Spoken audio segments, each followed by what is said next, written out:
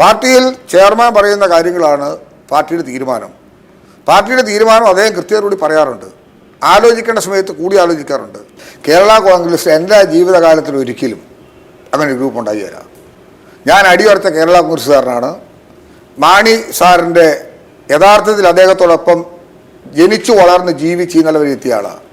ആ പൈതൃകം, ആ പാർട്ടിയുടെ ചെയർമാൻ ജോസ് കെ മാണി ഇന്ന് ഈ ചർച്ച കേരള രാഷ്ട്രീയത്തിൽ ഉദയം ചെയ്യരുതെന്നുള്ള വിനീതപൂർവ്വം അപേക്ഷ മാത്രമേ ഇരിക്കുള്ളൂ. ഞങ്ങൾക്കൊരു പാർട്ടിയെക്കുറിച്ചൊരു നേതാവ്, ഒരു നേതൃത്വം അനാഥമല്ല പാല, അതിന് സംശയം വല്ലതും ഉണ്ടോ? ആ നിലയിൽ പറഞ്ഞ കാര്യങ്ങൾ കൃത്യത കൂടി ഞാൻ പറയുകയും പാർട്ടിയായിരിക്കും തീരുമാനം എടുക്കുന്നത് എന്നും ആ കൂടെ തന്നെ പറഞ്ഞു. കേരള കോൺഗ്രസിലേക്ക് PJ ജോസഫ് വന്ന സമയത്ത് ഡൽഹി കേരള കോൺഗ്രസിലെ പത്രസമ്മേളനം കഴിഞ്ഞ് ഇറങ്ങിയപ്പം മാണി സാറിനോട് ചോദിച്ചു, തൊടുപുഴ ആര് മത്സരിക്കും? മാണി സാറ് എന്താ പറഞ്ഞു? തൊടുപുഴ ജോസഫ് മത്സരിക്കും എന്ന് പറഞ്ഞു. എന്തെല്ലാം പ്രശ്നമുണ്ട് അതിനകത്ത്?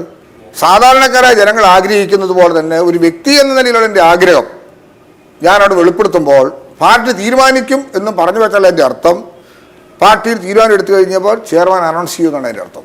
അതിനകത്തൊരു ആശയക്കുഴപ്പം ആശങ്ക ആവശ്യമില്ല. അതൊക്കെയല്ല ഞങ്ങളുടെ നേതാവ് പഠിപ്പിച്ചിരിക്കുന്നത്. സമയങ്ങളിൽ ഇടപെടാനും പറയാനും പഠിക്കാനും ഒക്കെയുള്ള സാഹചര്യ സമയം വിനിയോഗിച്ചുകൊണ്ടല്ലേ ഒരു പാർട്ടിയെ സംവിധാനത്തെ മുന്നോട്ട് നയിക്കാൻ പറ്റുക.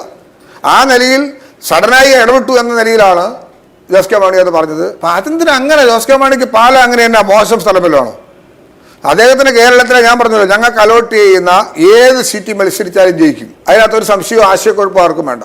പാലയിലെ ജനങ്ങൾക്ക് ആ തെറ്റ് തിരുത്താൻ വേണ്ടി വ്യഗ്രതയോട് നിൽക്കുക. അതിനേക്കാൾ കുറെ കൂടെ അപ്ഡേറ്റ് ചെയ്ത രാഷ്ട്രീയ ശൈലിയാണ്. അതായത് ഇന്ന് കടലിൻ്റെ അവകാശം കടലിൻ്റെ മക്കളിൻ്റെ പാർലമെൻറ്റിൽ സംസാരം ഉണ്ടായില്ലേ? ശരി കാര്യമാണോ? അപ്പോൾ അതൊരു വലിയൊരു നേതൃഗുണമല്ലേ അത്? അല്ലാതെ കേരള കോൺഗ്രസ്സുകാരാണോ ഞങ്ങളോടൊപ്പം എത്ര പേരാ കടലിൻ്റെ മക്കളുള്ളത്? എന്നാൽ അതിനപ്പുറത്തോട്ടൊരു ഭാവന കണ്ടുകൊണ്ടൊരു കാര്യം പൊതുസമൂഹത്തിന് കൊടുക്കാൻ കഴിയുമ്പോൾ അതാണല്ലോ നേതൃത്വത്തിൻ്റെ ഒരു പ്രധാന കാര്യം. ഇപ്പം മധ്യമേഖല യാത്ര എന്ത് ക്രൗഡായിരുന്നു. മാണി സാറിൻ്റെ മകൻ എന്ന പ്രസക്തിക്ക് നല്ല നിലയിൽ യോഗ്യത നേടിയെടുത്ത പെരുമാറ്റവും രീതിയും ശൈലിയും ആവിഷ്കരിച്ച് കഴിഞ്ഞിരിക്കുന്നുള്ളതാണ് കേരള പൊതുസമൂഹം കാണേണ്ടതായിട്ടുള്ളത്.